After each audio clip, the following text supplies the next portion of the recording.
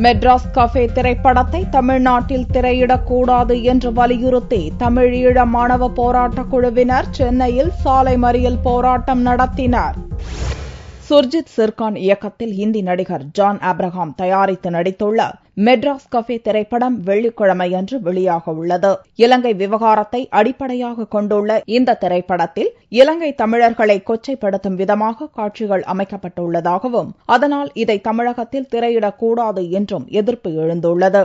இந்நிலையில் இப்படத்துக்கு எதிர்ப்பு தெரிவித்தும் படத்தின் இயக்குநரை கைது செய்ய வலியுறுத்தியும் தமிழீழ மாணவ போராட்டக் குழுவினரும் பாலச்சந்திரன் மாணவர்கள் அமைப்பினரும் சென்னை மயிலாப்பூர் லஸ் கார்னரில் சாலை மறியல் போராட்டத்தில் ஈடுபட்டனர்.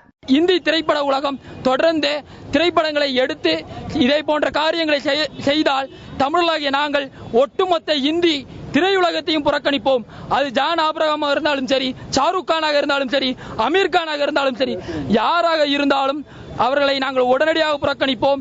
அரை மணி நேரம் வரை நடைபெற்ற போராட்டத்திற்கு பிறகு 50க்கும் மேற்பட்ட மாணவர்களை போலீசார் கைது செய்து அப்புறப்படுத்தினர். மெட்ராஸ் கஃபே படத்தை தமிழ் மொழியில் மாற்றி வெளியிட தணிக்கை குழு அனுமதி சான்றிதழ் வழங்கவில்லை என்று மதுரை உயர்நீதிமன்ற கிளையில் மத்திய அரசின் உதவி சொலிசிட்டர் ஜெனரல் செந்தில்வேலன் தெரிவித்திருப்பது குறிப்பிடத்தக்கது.